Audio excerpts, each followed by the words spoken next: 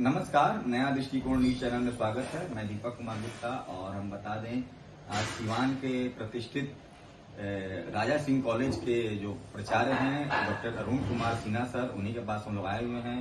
और आने का मूल मकसद रहा है कि 25 जनवरी 1950 को जो हमारे मुख्य चुनाव आयोग है, चुनाव आयोग का स्थापना हुई थी, उसी के एवज में, उसी के सम्मान में 25 जनवरी 2011 को 25 जनवरी 2011 को एक बार फिर हम बता दे रहे हैं कि राष्ट्रीय मतदाता दिवस की घोषणा की गई, जिसमें तत्कालीन जो हम लोगों की सूचना प्रसारण मंत्री थी अंबिका सोनी जी ने किया, जब मनमोहन सिंह जी का प्रधानमंत्री के नेतृत्व में किया गया। ये हम लोग अभी 2024 में 14वां राष्ट्रीय मतदाता दिवस मना चुके हैं और 15वां हम लोग मनाने जा रहे हैं कल के समय में 25 तारीख को, 25 जनवरी को। इसी क्रम में सर हमारे साथ हैं डॉक्टर अरुण कुमार सिन्हा सर, जो राजा सिंह कॉलेज से अवकाश पूर्व में अवकाश प्राप्त प्राचार्य हैं। और देखिए इन्हीं के पास हम लोग आए हैं, क्योंकि देखिए तो जो ये सब्जेक्ट है बहुत ही महत्वपूर्ण है और इसमें मेन इसका मूल मकसद था कि नए मतदाताओं को जोड़ा जाए और उनको बूथ तक ले जाया जाए, क्योंकि जो वोट परसेंटेज है वो बढ़े लोग। सर सबसे पहले मेरे चैनल आपका स्वागत है और पहला प्रश्न आपसे है सर कि जो राष्ट्रीय मतदाता दिवस है उस पर आप क्या कहना चाहेंगे? धन्यवाद पत्रकार महोदय। ये राष्ट्रीय मतदाता दिवस 2011 से प्रारंभ हुआ और उसमें प्रतिभा पाटिल राष्ट्रपति थी। 25 जनवरी को ही क्यों चुना गया?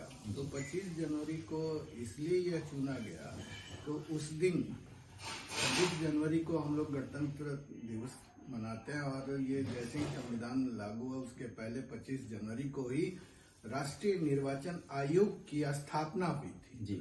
इसलिए 25 जनवरी को ही ये मतदाता दिवस हम लोग मनाते हैं। और विशेषकर हम सभी कल जो मतदाता दिवस का ये आयोजन होने वाला है, विशेषकर हम सभी देशवासियों और सिवान की जनता को इसके लिए शुभकामना व्यक्त करते हैं कि इससे इसको मनाएं और इस तरह से मनाएं कि मतदाता जागरूक हो। क्योंकि आज भी हम ये पाते हैं कि एक वोट की जो कीमत है वह कीमत लोग समझते नहीं है और यहाँ तक कि अभी भी बहुत ऐसे लोग हैं जो वोटर भी नहीं बन पाए या जिनका इलेक्शन कार्ड भी नहीं बन पाया। तो ऐसी स्थिति में क्या है कि अगर हम जिस लोकतंत्र में रहते हैं उस लोकतंत्र को आपको अगर अच्छा बनाना है और उसको जो है सो कि अच्छे लोगों को लाना है तो आपको जागरूक होना पड़ेगा। आपके प्रत्येक वोट की कीमत है, उस कीमत को समझना होगा और जागरूक होकर के आपको वोट देना होगा।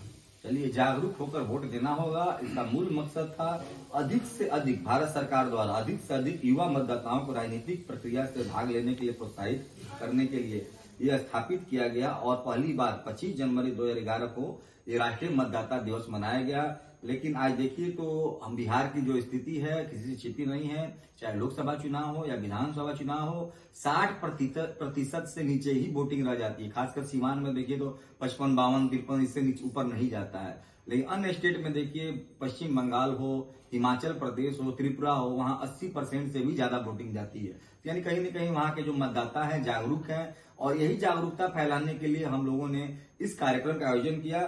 सर हमारा दूसरा सवाल ये है कि सर ये 25 जनवरी को हम लोग मनाते हैं और देखा जाए तो लोग अपने स्वजन परिजन या जो भी है नए शादी करते हैं, अपनी बहू के भी नाम जुड़वाते हैं, जो टीनेजर्स हैं 18-19 साल वाले उन भी जोड़ते हैं, लेकिन बूथ पर सभी लोग नहीं पहुंच पाते हैं। उस दिन भी कहा जाता है, भारत सरकार द्वारा हर साल नारा लगता है पहले मतदान फिर जलपान, लेकिन इस प्रक्रिया को लोग गंभीरता से नहीं लेते हैं। इसीलिए हमारा जो वोट परसेंटेज है वो कम होता जा रहा है। इस पर क्या कहिएगा सर? वोट परसेंटेज कम होने के पीछे बहुत सारे कारण हैं।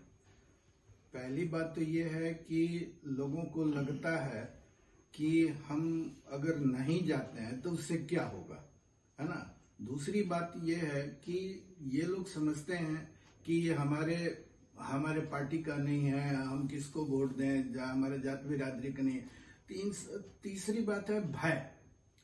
तो जब तक ये अब जो पुराने स्थिति थी उस स्थिति से हम लोग थोड़ा बेहतर की ओर गए, यानी हम जात पात से ऊपर उठ रहे हैं, हम पार्टी के से भी ऊपर जा रहे हैं, साथ ही साथ भय से भी मुक्त हो रहे हैं जी। ये सबसे बड़ा कारण ये है कि लोग घर से नहीं निकलते हैं, जिनको ऐसे लोग हैं जो दबंग हैं, जो लोगों को रोकते हैं वोट देने जाने से। लेकिन प्रशासन और पिछले कई इलेक्शंस में हम लोगों ने देखा है कि खास करके इंस्ट्रक्शन ये दिया जाता था कि वैसे जगहों पे जहां से लोग नहीं आ पा रहे हैं वहां पे जाइए और उनको कारण को देखिए। तो हमको जो लगता है कि एक सामान्य आदमी तो वोट देने जाता है, लेकिन वैसे लोग जिनको मन में एक विद्रोह है, विद्वेष है, उनको भय है कि हम जो है सो कि जाएंगे और हमारे साथ परेशानी हो जाएगी। लेकिन इसको अब धीरे धीरे देख रहे हैं कि इस पे जो है सो कंट्रोल हो रहा है और वोट परसेंटेज अब धीरे धीरे जैसे ही उनके मन में इस तरह की जागरूकता आएगी, जैसे ही उनको लगेगा कि नहीं हमको कोई भय नहीं है, मेरा अधिकार है, मुझे इसी अधिकार के बल पर जिसको चाहे उसको हम बदल सकते हैं, जिसको चाहे उसको हम ला सकते हैं, जब ये उनके मन में आने लगेगा तो वो भय से मुक्त होकर के वो जाने लगे और ऐसी जागरूकता लोगों में फैल रही है। तो आने वाले दिनों में वो जो परसेंटेज आपको लगता है कि कम हो रहा है वो वोट परसेंटेज बढ़ेगा। चलिए, अति आत्मविश्वास और देखिए सर का बहुत गहरा विश्वास दिख रहा है कि अब वोट परसेंटेज बढ़ेगा, क्योंकि अपने अधिकारों के प्रति लोग सजग होते जा रहे हैं। आप लोगों ने देखा कि महाराष्ट्र में एक एमपी मात्र 24 वोट से जीत गए। तो भाई ये 24 वोट मात्र लोकसभा में, जहां पर 30 लाख 35 लाख वोट पड़ रहा है महानगर में, तो आप बताइए 24 वोट, तो एक एक वोट का कितना कीमत है। तो इससे आप अनुमान लगा सकते हैं कि एक वोट आपका माने गलत आदमी और सही आदमी के बीच में अंतर पैदा कर सकता है। चलिए, अति आत्मविश्वास और देखिए सर का बहुत गहरा विश्वास दिख रहा है कि अब वोट परसेंटेज बढ़ेगा, क्योंकि अपने अधिकारों के प्रति लोग सजग होते जा रहे हैं। आप लोगों ने देखा कि महाराष्ट्र में एक एमपी मात्र 24 वोट से जीत गए। तो भाई ये 24 वोट मात्र लोकसभा में, जहां पर 30 लाख 35 लाख वोट पड़ रहा है महानगर में, तो आप बताइए 24 वोट, तो एक एक वोट का कितना कीमत है। तो इससे आप अनुमान लगा सकते हैं कि एक वोट आपका माने गलत आदमी और सही आदमी के बीच में अंतर पैदा कर सकता है।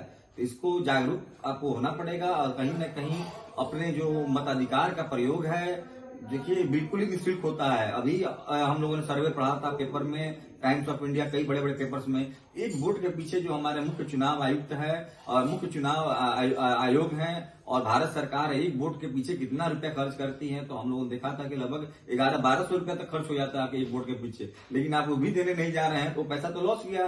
ये हमारे देश की मैंने जो ट्रेजरी है, जो खजाना है, उसमें से चला गया, लेकिन आपने वोट देने नहीं गया, क्योंकि उस प्रक्रिया में पैसा लग चुका है। कितने फोर्स आते हैं, कितने, देखिए। तो अब तो चुनाव आयोग ने 1 महीना 1.5 महीना 2 महीना पहले से ही शिक्षकों का टीम गठन कर दिया जा रहा है, बड़े बड़े अधिकारियों का, खासकर जो मलिन बस्ती है, दलित बस्ती है, वहां तक भेजा जा रहा है कि आप लोग जाइए, उन लोगों को जागरूक कीजिए, उन लोगों को जागरूकता का पाठ पढ़ाइए। क्योंकि देखिए आपका केवल अफसर बन गए हैं तो इसी में रहना कर्तव्य नहीं है, आपको वहां पर जाकर उन लोग जागरूक करना पड़ेगा। समाज का अंतिम व्यक्ति जब तक इस मुख्य धारा से नहीं जुड़ेगा तो फिर आप लोग का अफसर बनने का कोई मतलब ही नहीं है। देखिए एक चीज और बता दें, राष्ट्रीय मतदाता दिवस मनाने का महत्व क्या है।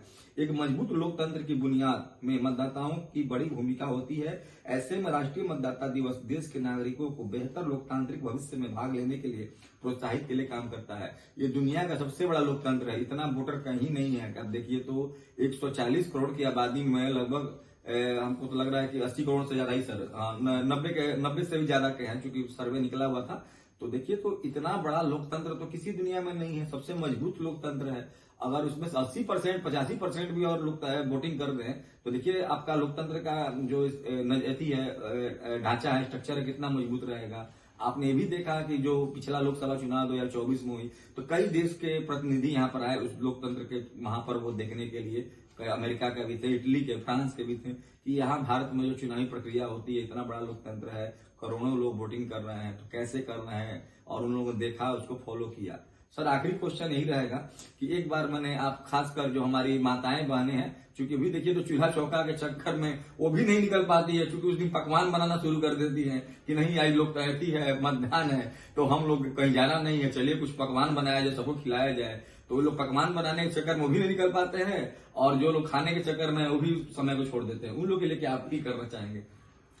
ऐसे सारे माताओं, बहनों और बुजुर्गों, साथ ही साथ युवाओं से मेरा ये आग्रह है जी। कि यह आपका अधिकार है, इस अधिकार का प्रयोग आप करें और इस अधिकार के प्रयोग से ही आप जो चाहते हैं, जो बदलाव चाहते हैं, जो आप व्यवस्था चाहते हैं, जो प्रगति चाहते हैं, वो आपको प्राप्त होगा। धन्यवाद। चलिए, जो प्रगति चाहते हैं, जो व्यवस्था चाहते हैं, उसमें बदलाव होगा। बिल्कुल सही बताया प्रोफेसर साहब ने। और हम बता दें कि नया दृष्टिकोण न्यूज चैनल जो है आपसे बार बार विनती करता है, अपील करता है कि आप लोग, लोकतंत्र का ये महापर्व है, इससे बड़ा कोई पर्व नहीं हो सकता है, तो आप इसमें हिस्सा जरूर लें। पहले आप लोग मतदान करें, तभी जलपान करें। देखिए, सुबह में आप मतदान कर लीजिएगा, भीड़ भी कम रहता है। और देखिए, तो अधिकारी जो है सजग रहते हैं, सुबह सुबह 7 बजे 8 बजे से मतदान का प्रक्रिया चालू हो जाता है, तो आप फटाफट मतदान करके आइए, उसको चाय नाश्ता कीजिए, क्या दिक्कत है। तो हम लोग एक बार और अपील कर रहे हैं नया दृष्टिकोण का टीम कि आप लोग पहले मतदान करें, तब जलपान करें। कैमरामैन विकी के साथ मैं दीपक कुमार, नया दृष्टिकोण सीमान।